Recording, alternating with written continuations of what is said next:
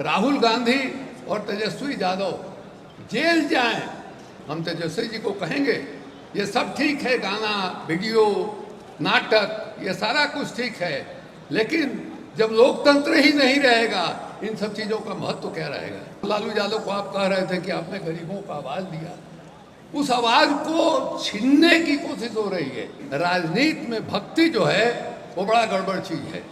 तो हमारे देश में राजनीति में भक्ति ही ज़्यादा है।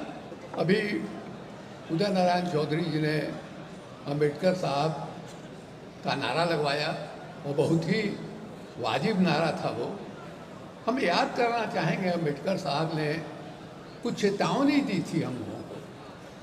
संविधान सभा में जब फाइनल संविधान का ड्राफ्ट तैयार हो गया था 26 नवंबर 1946 को, उसके एक दिन पहले अम्बेडकर साहब ने कहा था कि संविधान कितना भी अच्छा क्यों न हो, अगर उसको लागू करने वाले लोग बुरे होंगे तो अच्छा से अच्छा संविधान भी कोई ही अच्छा काम नहीं कर सकता है। आज क्या हालत है, संविधान किन लोगों के हाथ में है, कौन चला रहा है देश को, साफ दिखाई दे रहा है कि देश अभी उन लोगों के हाथ में है जो लोग, जिन लोगों ने कभी संविधान को मान्यता नहीं दी, कभी माना नहीं, हमारे राष्ट्रीय झंडे को कभी मान्यता नहीं दिया।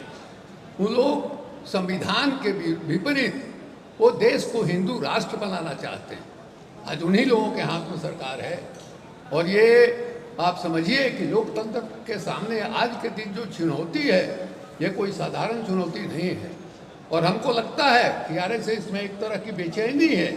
उनको ये लगता है कि अभी जो हमको सुनहरा अवसर प्राप्त है, जो हमारे प्रधानमंत्री है, उनका लालन पोषण जो है वो आरएसएस के ही गोद में हुआ है। ये आदमी ऐसा है कि अगर इस समय हम अपना एजेंडा हिंदी हिंदुस्तान को लागू नहीं कर पाएंगे तो शायद कभी ये अवसर नहीं मिलने वाला है। और इसीलिए इसकी शुरुआत हुई है बिहार से। बिहार में क्या हो रहा है, आज हमने देखा एक मधुबनी के कलेक्टर का वीडियो, वो लोगों के बीच में गए हुए थे। ये जो जिसको तथाकथित वोटर रिवीजन पुनरीक्षण कहा जा रहा है, उसके बारे में वो क्या कह रहे थे। उन्होंने बताया कि संविधान की अमुक धारा, शायद 326 का नाम लिया था उन्होंने, कि 326 धारा के अनुसार वोट वही डाल सकता है जो देश का नागरिक होगा, यह उनका कहना था। और उन्होंने बताया कि देश का नागरिक होने के लिए आपके पास क्या क्या डॉक्यूमेंट होना चाहिए। तो ये रिवीजन नहीं हो रहा है, एक पुराने वोटर लिस्ट को हटा के एक नया वोटर लिस्ट जो है बनाने की कोशिश हो रही है। अभियान चल रहा है, अभियान चल रहा है, ये रिवीजन नहीं हो रहा है। इसलिए साथियों, ये कोई साधारण बात नहीं है, यहीं से शुरुआत हो रही है। साल भर पहले जिस वोटर लिस्ट पर लोकसभा का चुनाव हुआ, उस पर आज विधानसभा का चुनाव क्यों नहीं हो सकता है। आप जो डॉक्यूमेंट आप मांग रहे हैं, इस देश की अधिकांश आबादी, बिहार देश का सबसे गरीब राज्य है, सबसे पिछड़ा राज्य है, उसके पास वो डॉक्यूमेंट मिलने वाला नहीं है। इसका मतलब क्या होगा, जिनको आपने आवाज़ दिया, जिनको लालू यादव को आप कह रहे थे कि आपने गरीबों को आवाज़ दिया, उस आवाज़ को छीनने की कोशिश हो रही है। आपकी जो सारी लड़ाई है देश के अंदर पिछले 50-60 वर्षों से, जो संविधान ने अधिकार दिया है, एक एक आदमी को बराबरी का अधिकार दिया है, वो अधिकार छीना जा रहा है। और हम लोग इसके बारे में कहीं से चिंता नहीं दिखा रहे हैं। एक बात और मैं अम्बेडकर साहब की याद दिलाना चाहूँगा। 1936 की बात है, उन्होंने एक किताब बाद में हो गई, वो उसकी एक लंबी कहानी है। उन्होंने लिखा है कि हमारे देश में जो भक्ति है वो अध्यात्म में तो ठीक है, वो भक्ति पूजा पाठ में तो ठीक है, उससे आपको मोक्ष मिल सकता है, लेकिन राजनीति में भक्ति जो है वो बड़ा गड़बड़ चीज़ है। तो हमारे देश में राजनीति में भक्ति ही ज़्यादा है। जो सामने चुनौती है, जो वर्तमान परिस्थिति है, उसके बारे में हम चर्चा कम करते हैं। तो आज जिन लोगों के हाथ में सत्ता है, तो मैं चाहता हूँ, मैंने कल किसी को कहा था, किसी प्रेस वाले ने हमसे पूछा था इसका उपाय क्या है।